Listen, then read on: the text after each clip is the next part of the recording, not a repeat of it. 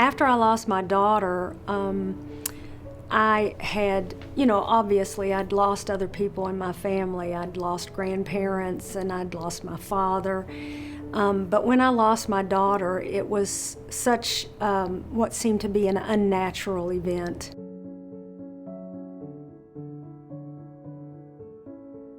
I felt like I really needed some help just to understand why, why me, why her, why this event in our lives at this time. I heard about GriefShare. I was in a Bible study, and some of the members there of the Bible study class had mentioned GriefShare in things that we were studying, and so I was aware of it. But until my daughter passed away, like I said, I had handled death in my family before because those events seemed to be the natural order of things. And then when I lost Heather, there was just an overwhelming sadness that I couldn't seem to get through on my own. And so I sought out GriefShare in order to help with some of the things that I was feeling, and it really helped me a lot. It also brought me close to other people that were sharing the same experience that I had. One of the things that I noted during the class was that all of the people had experienced the loss of someone they loved.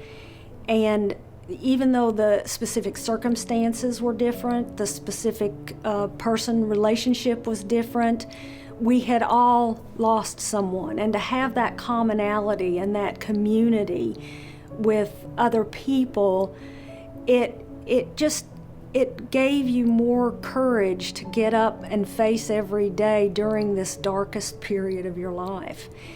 The tools and techniques that they have you do to work through grief, it helps you get past, well, not really past, but through that overwhelming sadness being a part of grief, but grief not being the same as just sadness.